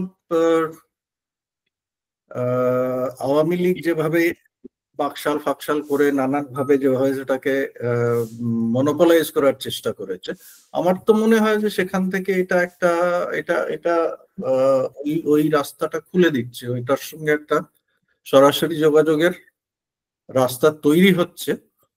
সেটা সফল হবে কিনা, কতটা কি হবে, এটা তো বলা যায় না। এখন আমি যা অবস্থা দেখছি, তা আমার মনে হয় যে বাংলাদেশের সিচুয়েশন খুবই ফ্লুইড, এবং নানান ধরনের শক্তি আছে ময়দানে। আর তারা নানান দিকে ওটাকে ঘোরাবার চেষ্টা করছে, এটা আমার মনে হচ্ছে। ফলে ওটা কতটা কোন দিকে যাবে শেষ অবধি, এটা তো এখন এই মুহূর্তে আমি জানি না বলা যায় কিনা। কিন্তু আমার মনে হয় যে এমনিতে ওই 24-এর আমি কন্টিনিউইটি দেখি 71-এর সঙ্গে। মূলত মানে যে জায়গা থেকে হয়তো আগের, মানে আপনি এটা যেটা বললেন, এটা তো বটেই একটা ব্যাপার যে 71 এবং 24-কে এক করে অন্তত ছাত্ররা দেখতে চাইছে।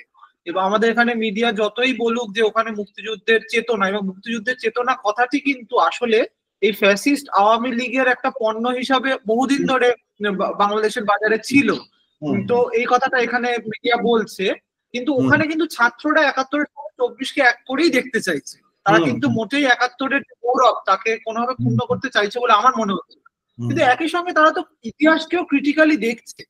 মানে এই নজরুল ভাই আগের যে প্রশ্নটা করছিল, মানে আমিও জানি না যে কতটা এটা নথিবদ্ধ, কিন্তু অন্তত একটি বই আমার মনে পড়ছে যতদূর, একটি বাংলা বই রয়েছে সুনীতি কুমার ঘোষের, যে বাংলা ভাগের রাজনীতি অর্থনীতি। তো সেখানে অনেকটা গুজরাটি কিছু ব্যবসায়ী, বিড়লা, এদের ভূমিকা লেখা হয়েছে।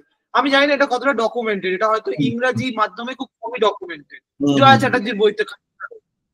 তো আমার আসলে আপনার কাছে যেটা প্রশ্নটা ছিল, যে দুটো প্রশ্ন রয়েছে। একটা হচ্ছে যে এই যে জিনিসটি ঘটলো, মানে যে ইভেন্টটি ঘটলো বাংলাদেশে, সেটাকে আপনি নিজে যেহেতু বিপ্লবের রকম ফের নিয়ে অনেকবার ভেবেছেন, মানে বিপ্লব কি, বিপ্লব কিভাবে হতে পারে, বা বিপ্লব মানে কাকে বিপ্লব বলবো, এই জিনিসগুলো নিয়ে খানিক ভাবনা চিন্তা আপনি কখনো না কখনো করেছেন লেখাতে। কিন্তু আপনি বাংলাদেশের গণ অভ্যুত্থানকে কিভাবে দেখছেন? একে কি বিপ্লব বলা চলে মানে ট্র্যাডিশনাল অর্থে? কারণ একটা সমস্যা তৈরি হচ্ছে এখানে, বামপন্থীরা যারা, তারা একটা এই অভ্যুত্থানের ক্রিটিক করতে গিয়ে এটাকে সিআইএ ফান্ডেড কালার রেভলিউশন বলছে। আমেরিকার একটা ইনফ্লুয়েন্স আছে, ওরা এখানে ম্যাক্সিমাম বামপন্থীরা তাই বলে যে আমেরিকার একটা বিরাট হাত আছে, মূলত সিপিএম। আমি নামেও বলে দিলাম আপনাকে। এটা আসলে আমার কাছে এগুলো হচ্ছে হাস্যকর। ওরা যারা যারা নিজে মানে একটা 10,000-এর দাঁড় করাতে পারে না, আর একটা সময় ছিল এটা আন্দোলন করেছে, কিন্তু তখনও ওরা খুবই ছোট একটা অংশ, যদি হিসাব করে দেখেন খুবই ছোট একটা অংশ মোবিলাইজ করেছে। কিন্তু সিআইএ মনে হয় এত সর্বশক্তিমান যে সোভিয়েত ইউনিয়নটাকেও মানে টেনে নামিয়ে দিল সিআইএ অভ্যুত্থান ঘটিয়ে ওখানে। এটা হয় না। যারা গণ অভ্যুত্থান স্টাডি করেছে বা যারা তার নেতৃত্ব করেছে তাদেরকে পড়লেই বোঝা যায়। লেনিন নিজে বলছে 1905 সালের পরে, যখন ওই স্টলিপিন রিয়াকশন 1907-08-এ শুরু হয়, তো 8 অব্দি তো ওরা ইলেকশনে অংশগ্রহণ করছিল। স্টলিপিন রিয়াকশন শুরু হওয়ার পরে লেনিন বললো যে এবার বিপ্লবের জোয়ারটা নেমে গেছে, এবার একটা ভাটা পড়ে গেছে, এবার নতুন বিপ্লবের জোয়ারের অপেক্ষা করতে হবে। এটা আমরা বিপ্লবীরা চাইলেই আমরা ওটা তৈরি করতে পারি না, কিন্তু সিআইএ পারবে। এটা সিপিএম এর মাথা থেকেই বেরোতে পারে। এটা কার মাথা থেকে বেরোবে? একটা গণ অভ্যুত্থানের জায়গা তৈরি করার জন্য লেনিন পারলো না, কেউই পারলো না, কিন্তু সিআইএ পারবে। এটা সিপিএম এর মতো মানে একেবারে কি বলবো, ওটা আসলে আমি এগুলো সিরিয়াসলি নিই না। কোনো গণ অভ্যুত্থান এরম ভাবে তৈরি হয় না, এটা প্রথম কথা বোঝা। আর এইখানে সেই জন্য আমার মনে হয় যে মানে আমি যদি এটাকে একটু আলথুজারের ভাষায় বলি, যেটা লেনিনের ইয়ের ভিত্তিতেই তত্ত্বায়ন করেছিলেন, যে এতগুলো সমাজের বিভিন্ন শ্রেণী, বিভিন্ন সেকশন, বিভিন্ন ধরনের ইন্টারেস্ট, বিভিন্ন এথনিসিটি, নানান ধরনের লোকজন যখন একটা আন্দোলনের মধ্যে, এই ধরনের অভ্যুত্থানের মধ্যে শরিক হয়, তখন ওটা সম্ভব হয় শুধু এই কারণেই যে তখন একটা কোনো পয়েন্টে এসে ওগুলো মিলে যাচ্ছে, একটা এক্সপ্লোসিভ একটা ইয়ে তৈরি হয়ে যাচ্ছে, অবস্থা তৈরি হয়ে যাচ্ছে। এই আন্দোলন কিন্তু সাধারণ সময়, সাধারণ নর্মাল টাইমসে এগুলোর গতি প্রকৃতি আলাদা, এদের ইয়েও আলাদা, মানে রিদমও আলাদা, এরা একসঙ্গে সেইভাবে চলে না। কিন্তু কোনো ইতিহাসে এমন মুহূর্ত আসে যেখানে এরা হঠাৎ একটা জায়গায় এসে যায়। সে অনেক সময় রেজিমের অপারেশনের জন্য হয়। তো সেইটাকে সেই যে একটা ওভার ডিটারমিনেশনের অবস্থা তৈরি হয়, সেইটা বাংলাদেশে দেখা যায়। এই যে এতগুলো ফোর্সেস ওখানে একসঙ্গে মিলিত হলো, যারা এমনিতে মিলবে না, একসঙ্গে কোনোদিন ভাবা যায় না, তারাও একসঙ্গে এসেছে। আর শুধু যে পলিটিক্যাল ফোর্স গুলো এসছে না, এটা এই সবচেয়ে বড় কথা হচ্ছে, যেটা আমি মানে আবার লেনিনের কথা যদি বলি, যে এটা ধরুন রেভলিউশনের অবস্থা কি ছিল ফেব্রুয়ারির প্রভিশনাল গভর্নমেন্ট তৈরি হওয়ার পরে, এই যে কয়েক মাস ধরে তারপরে যুদ্ধ থেকে লোকে ফিরে ফিরে আসলো, জুলাই মাস থেকে যে ইয়েটা শুরু হলো,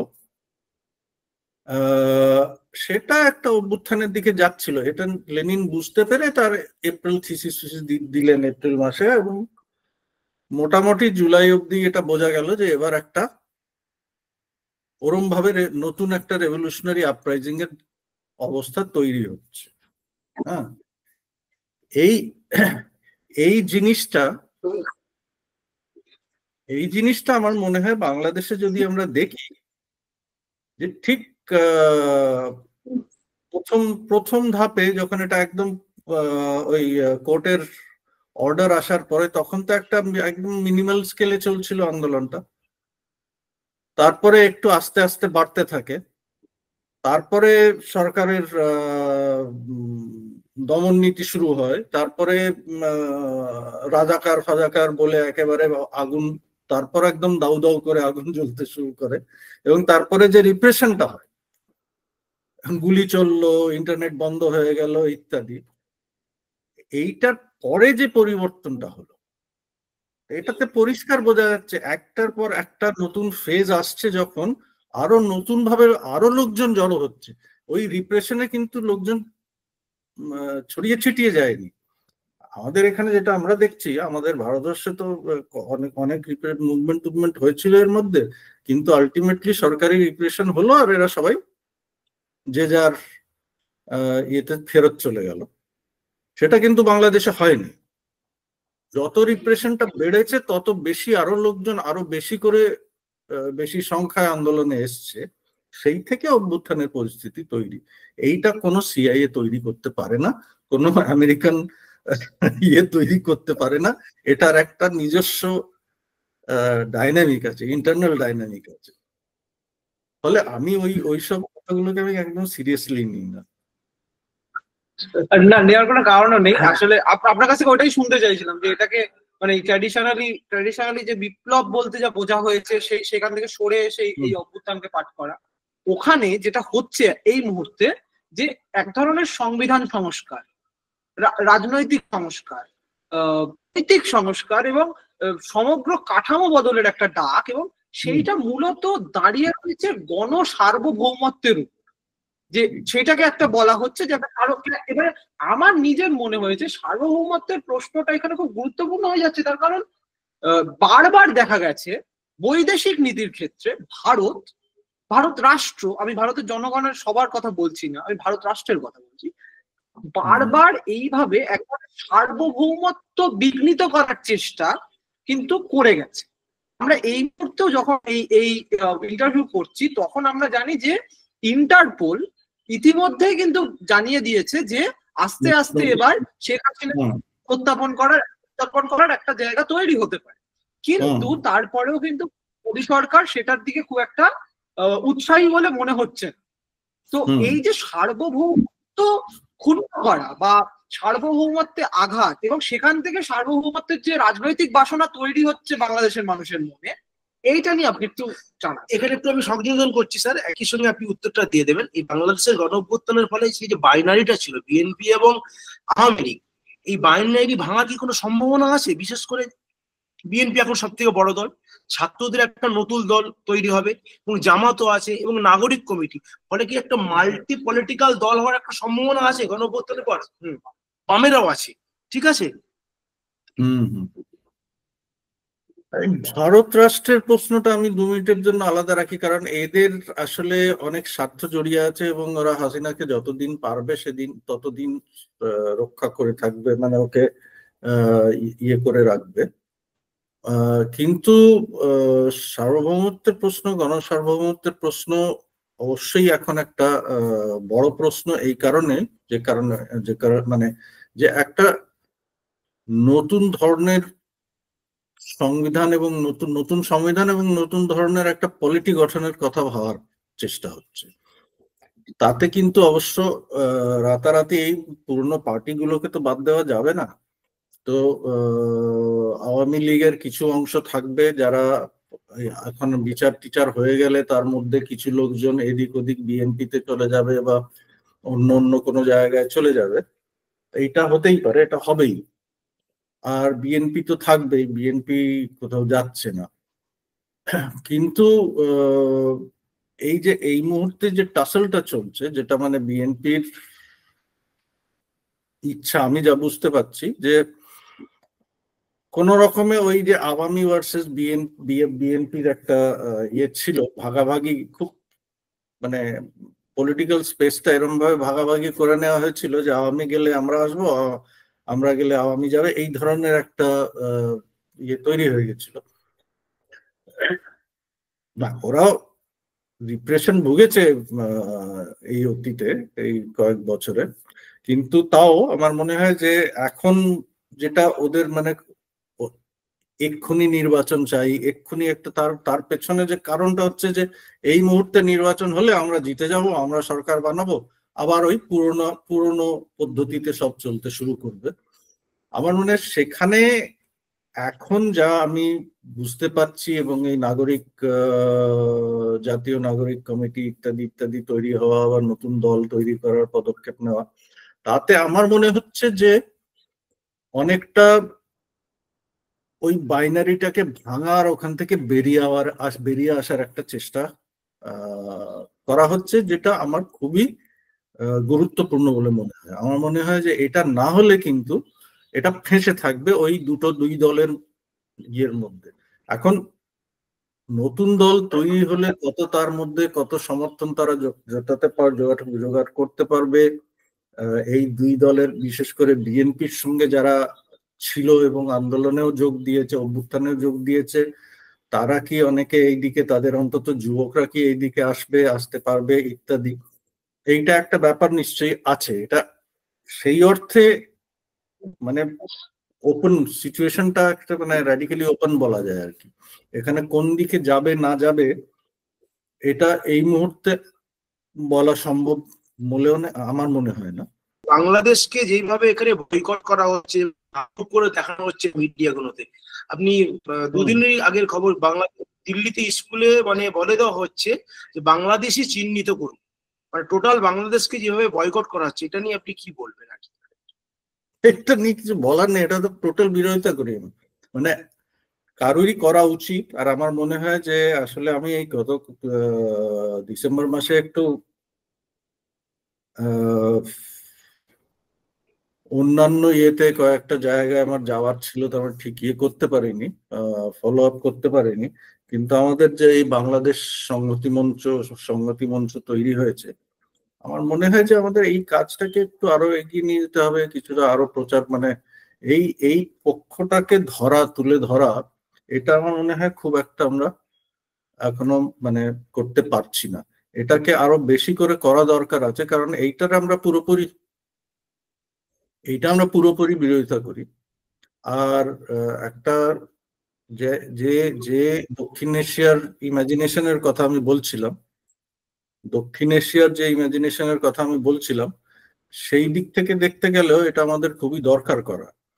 কারণ আমার এখন মনে হয় যে আমাদের মানে আমাদের ভারতবর্ষের সাম্প্রদায়িকতারও কোনো সলিউশন ততদিন নেই যতদিন আমরা এইটাকে ধরতে না পারি।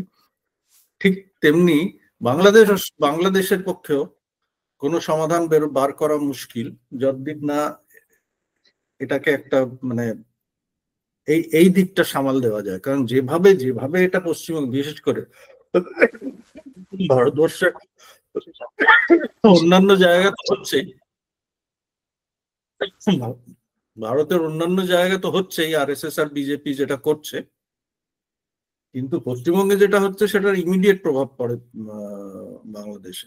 এবং যেভাবে আমি দেখছি যেভাবে হিস্টেরিক্যাল ভাবে কথা বলার চেষ্টা হচ্ছে ওখানে, তাতে কারুরই কোনো লাভ হবে না। আর আমাদের মানে গণতান্ত্রিক শক্তিগুলোর জন্য ওটার বিরুদ্ধে রুখে দাঁড়াবার খুব দরকার আছে।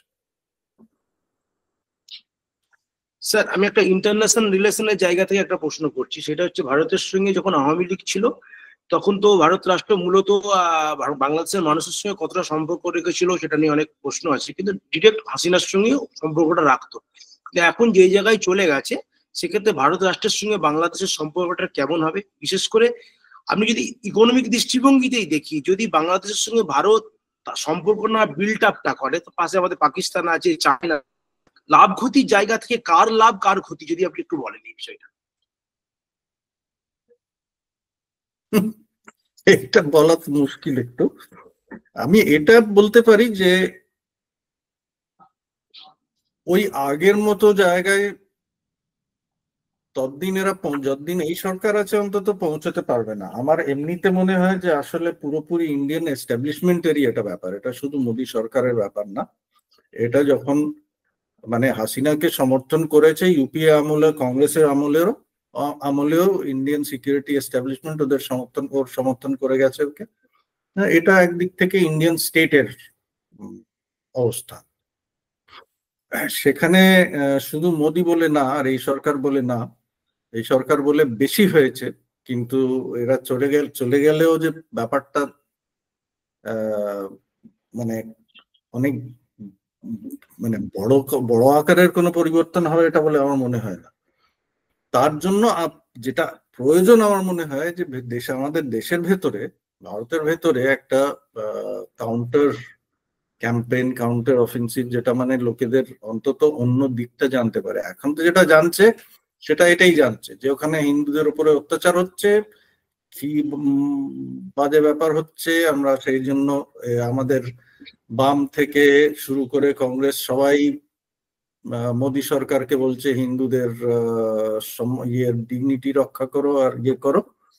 তাতে কোনো পরিবর্তনের আশা করা খুবই মানে কঠিন, কারণ এরা গেলে ওরা আসলে ওরাও এটাই করবে। তাহলে সেই জন্য যেটা আমার মনে হয় যে এটা আসলে ইন্টারন্যাশনাল রিলেশনের পরিপ্রেক্ষিতে এটাকে পুরোপুরি মানে স্টেট টু স্টেট রিলেশনের পরিপ্রেক্ষিতে এটাকে সর্ট আউট করা খুব মুশকিল হবে। এটার জন্য দরকার যেটা, সেটা হচ্ছে অভ্যন্তরীণ মানে একটা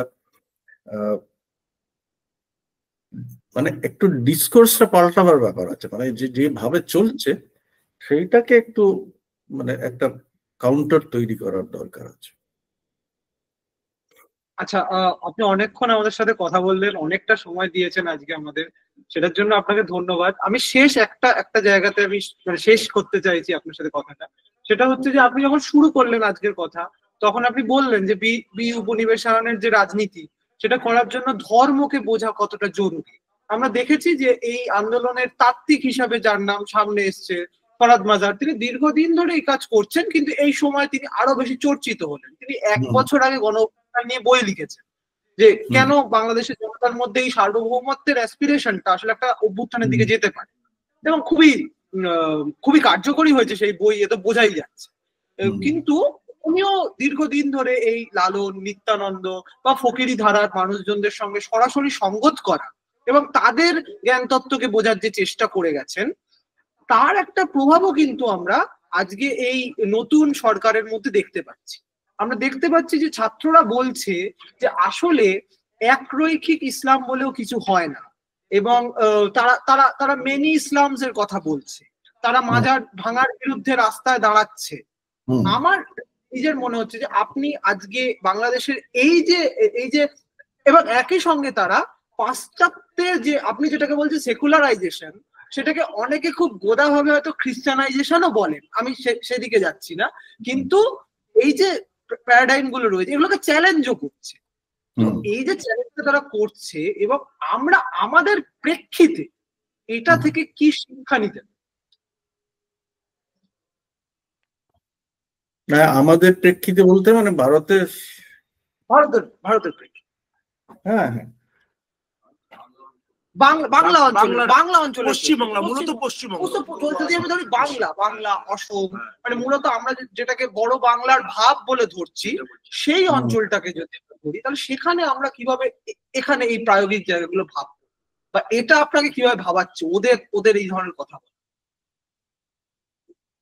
না আমার তো মনে হয় খুবই এটা মানে এইটা মানে আগামী দিনে এটাই আমার মনে হয় আমাদের জন্য এগোবার পথ। আর সেটা শুধু পশ্চিমবাংলায় নয়, ভারতবর্ষের সব জায়গায়। কারণ এই যে মনোলিথিক দুটো কমিউনিটি তৈরি করার চেষ্টা করা হচ্ছে, এবং আমাদের এখানেও ইসলাম ভার্সেস হিন্দু দুটো মনোলিথিক কমিউনিটি তৈরি করার চেষ্টা করা হয়, এবং তাতে যেটা হয় সে ওই একটা আরেকটার রসদ যোগায়। তো এইটা মানে এই দুজনের মানে দুটো এমনিতে দেখতে গেলে মনে হয় পরস্পর বিরোধী দুটো দিক আছে, দুটো ক্যাম্প আছে, কিন্তু আসলে একে অপরের রসদ যোগাচ্ছে, এবং অন্যটা শক্তিশালী হচ্ছে, এটা আছে বলে অন্যটা শক্তিশালী হচ্ছে, এই ধরনের একটা পরিস্থিতি তৈরি হয়ে যায়। আমার তো অনেকদিন ধরেই এটা মনে হয়, আমি আগেও এটা যেখানে এটা নিয়ে লিখেছি, যে বেরোবার রাস্তার ওই মনোলিথটাকে ভাঙার মধ্যে দিয়েই বেরোবে আর কি। কারণ আমাদের দেশগুলোতে আমরা এখন কোনো মেজরিটি মাইনরিটির ব্যাপার না, আমরা সবাই হচ্ছে আসলে অনেকগুলো মাইনরিটি। মানে আসলে যদি হিন্দুদেরকে দেখা হয়, হিন্দুদের মধ্যেও একটা কোনো নেই, ওখানে তো কোনোদিন কোনো একটা কেন্দ্রীয় কোনো ইয়ে ছিলই না। কিন্তু আমাদের এখানে যেমন এখন দলিতদের আলাদা একটা ইয়ে তৈরি হয়েছে, পজিশন, যে আমরা এই হিন্দু সমাজের অংশ না। এটা আম্বেদকর থেকেই আসছে, কিন্তু এই জিনিসটা এখন বেশ জোরভাবে জোর গলায় বলা হচ্ছে রাজনৈতিকভাবে। অন্যদিকে মুসলমানদের মধ্যেও ইসলামের একটা এইভাবে ওটাকে ভাঙবার চেষ্টা হচ্ছে মনোলিথটাকে, যে একদিকে আমরা যেটাকে বিহার থেকে শুরু হয়েছিল পাসমানদা মুসলিম মাহাজ বলে, আমি জানি না আপনারা জানেন কিনা। হ্যাঁ জানি স্যার, জানি। হ্যাঁ, তো ওই যে একটা ব্যাকওয়ার্ড মুসলিমদের আন্দোলন, সেটা আশরাফের বিরুদ্ধে, ব্যাকওয়ার্ড যারা হাতের কাজ করেন, কারিগর ইত্যাদি ইত্যাদি, তাদের যে ইয়ে ছিল, তারা ওটা একটা আলাদা আন্দোলন শুরু হয়েছে। কিন্তু এই যে মিনি ইসলামসের কথা, এই কথাটা আমার মনে হয় আরো বেশি আমাদের এখানে অত বেশি বলা হচ্ছে না, ওটা আমার মনে হয় আরো বেশি করে বলা দরকার। কারণ কিছুটা আমার মনে হয় আসগার আলী ইঞ্জিনিয়ার একসময় বলতেন, ওরা নিজেও, উনি বোহরা কমিউনিটি থেকে ছিলেন।